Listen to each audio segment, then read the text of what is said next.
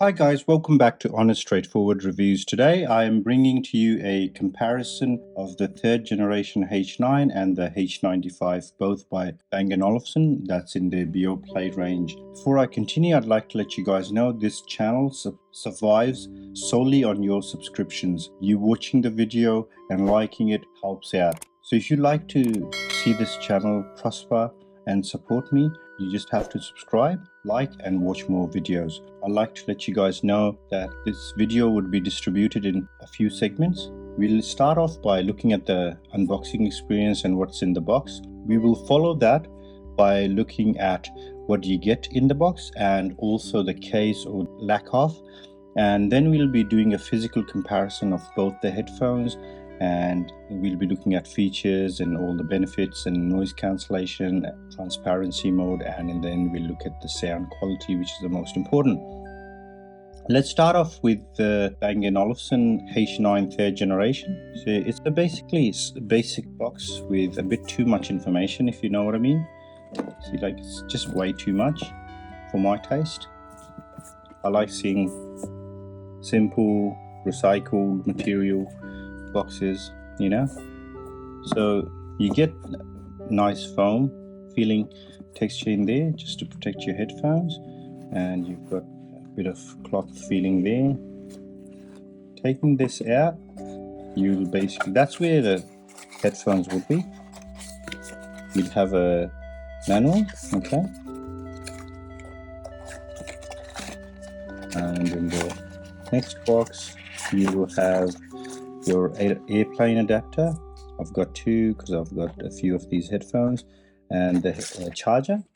Now the charger unfortunately comes in grey even if you get black, so that's something to be aware of. In this box you basically get the cloth case, so it doesn't get a case to protect it, it just gets this cloth. Okay, let's move on to the H95. By the way, I need your help in this, guys.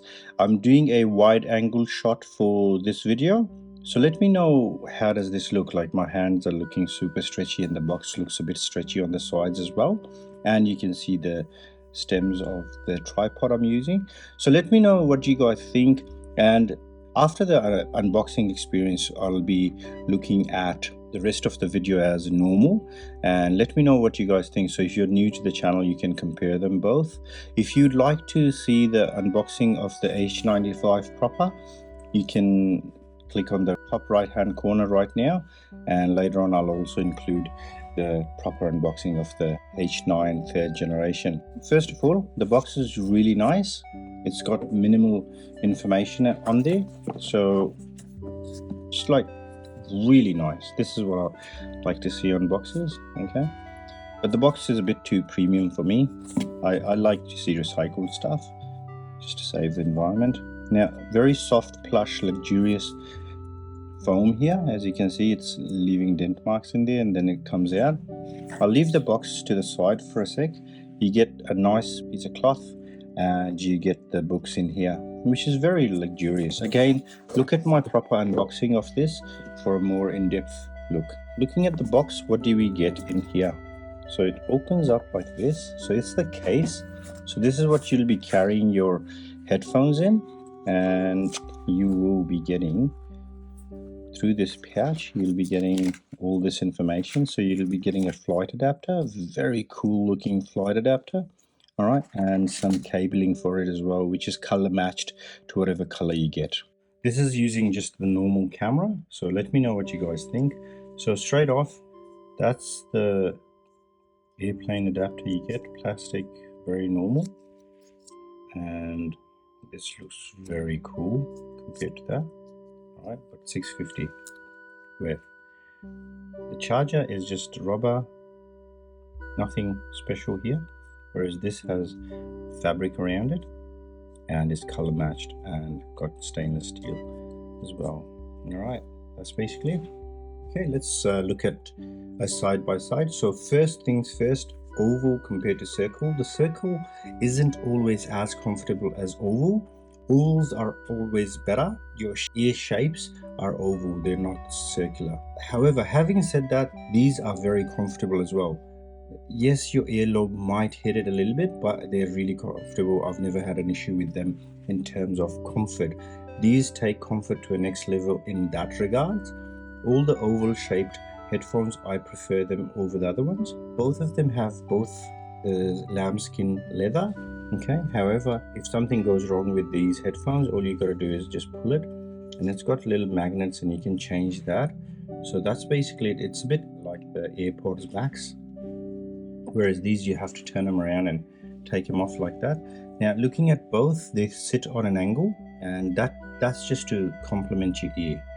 And you can also sense the build quality as well. There's quite a bit more luxurious over here, and they've made it so you can look inside it, whereas this feels like they didn't really plan that around you opening it up. Okay, other than that, they both get the leather, lamb leather on top. Okay, to be honest, this feels a bit better and more secure and softer to the touch. Looking on the other side of the headphones, so they both are metal in the back. However, these guys are titanium, so they're to the feel, they feel quite a bit the same. To me, these guys are a bit lighter. Other than that, they are basically identical in sort of where what is. So for example, I'll give you an example. So both, looking at the left cup, so you'll get a button that you can call the assistant with, which is your phone's assistant, such as Siri and things like that. However, other than that, you kind of get the same sort of outlook. So if you look at these over here, you'll get the on and off is about the same. There's no press to hold to turn on, so that's basically the same.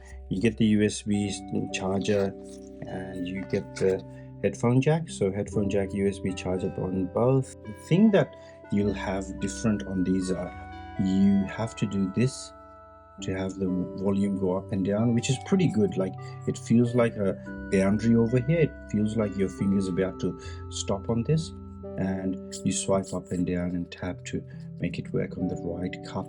However, with this guy, this has a little dial over here on the right which controls the volume. It still does the tap functions and skip functions through here.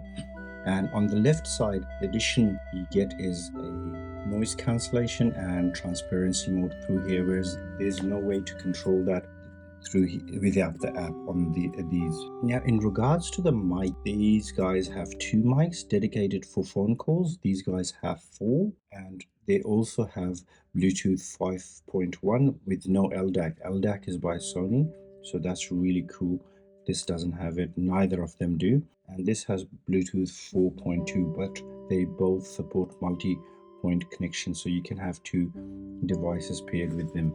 Now, looking at the material, it's quite good, the resistance that you get, and I can't fault these at all either. As you can see, they're quite similar.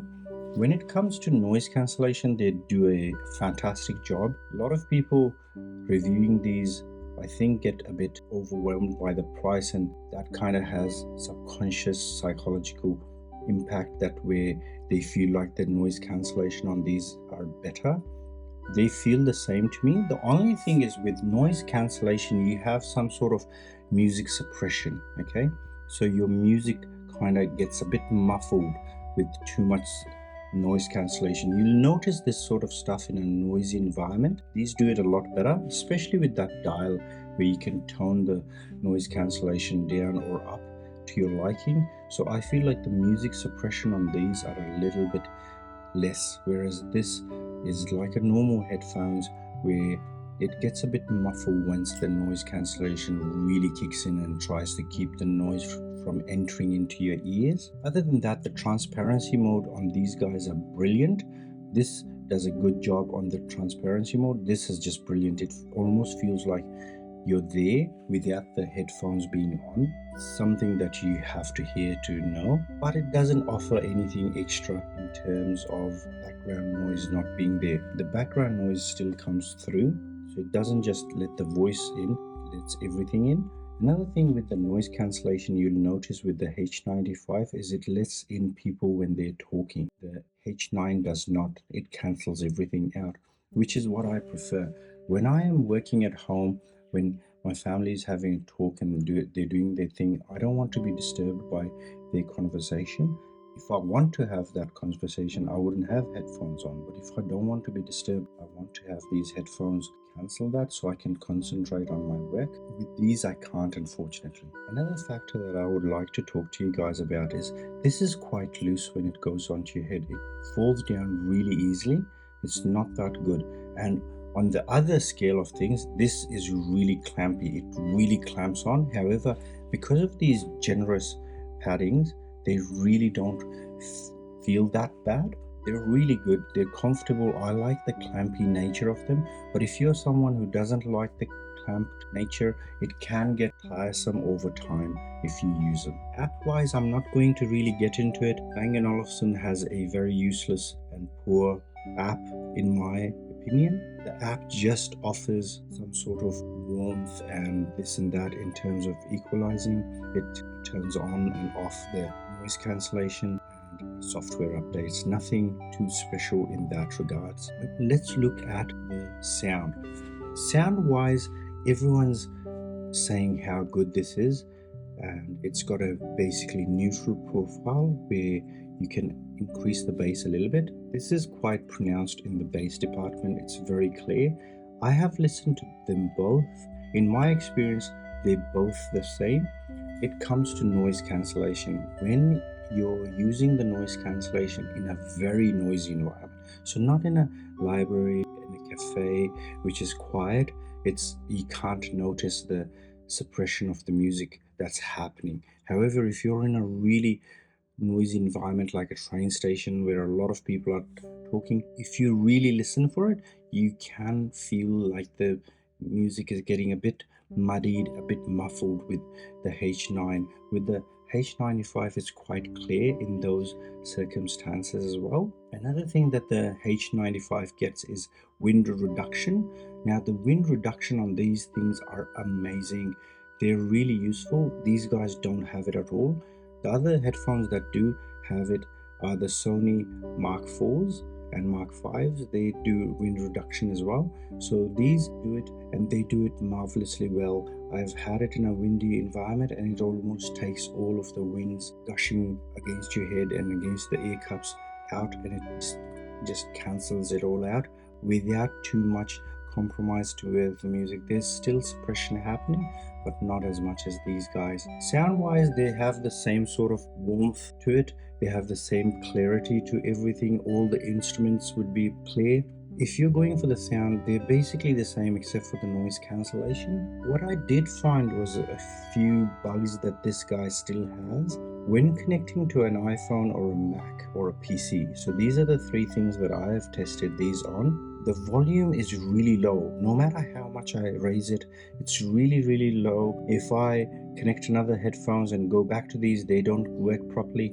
This doesn't have that problem, so they're really buggy. I've updated them to the latest software as of date, and also I have tried it through wired as well. So when connected through wired and I've turned the sound all the way up, they still aren't as loud as they should be, whereas these guys get to the maximum volume. So that's the problem that I am facing with these guys. Let's get to the verdict. Looking at these two headphones, they look quite similar. Even the way these arms go and the design around these arms, how they go inside, and there's a bit of a change over here and the leather up here, but mostly they're the same. The softness is different as well. These are a bit more soft. The design around the cups are a bit changed, but they're really the same headphones. What has changed are the cups and what you get. It's a lot more luxurious and the price tag. So for those people who would know what a H95 would cost, they would be impressed by these headphones. However, these aren't cheap either. I have looked for the H9 third generation online. They go for around $500 now. So that's quite cheap, but these products are at their end of life, so they're no longer being sold and they've been superseded by the Beoplay HX in Bang & Olufsen. However, if you were trying to decide which headphones to go for, I would like to ask you where you'd be using it for. So if you're using it at the gym and things like that, none of these would be your headphones, because they're really expensive for the gym and you shouldn't be really using these. These are more like at home or on a holiday or on a yacht and things like that. That's where I feel like these are okay to use, not at the gym, not on commuting and things of that nature. Especially these guys, it's nearly $2,000 Australian dollars worth, 1650. I don't think I would waste that amount just to wear it on the train and get it banged around. I can also show you, I've only used it for a week and a half now, and if you look at that there, you can see how it's already getting scruffs on it. So see how there's a cut there, so that shouldn't be there. So that's already happened. That's me dropping it from knee height onto the floor with a carpet floor. It just banged the cable on the way, and that's really disappointing.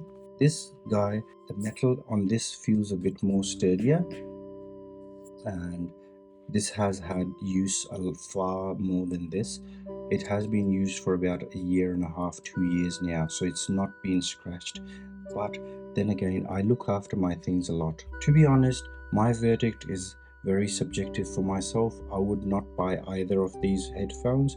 I would be looking for something really cheap that'll get the job done, that'll give me noise cancellation, such as the Sonys or the Bose. They're really good headphones, those two. However, if you're impressed by the style, that's the only reason I'll go for these headphones, because of the style and some of the features such as the dial. Those are the only reasons that one might go for these. Well, that's the end of the comparison. I hope you guys enjoyed it. Please do comment below which of these would you go for, why, and what differences in style do you see. If you didn't worry about the money, which design do you like better? Alright, thanks for watching it to the end. Take good care. Bye bye.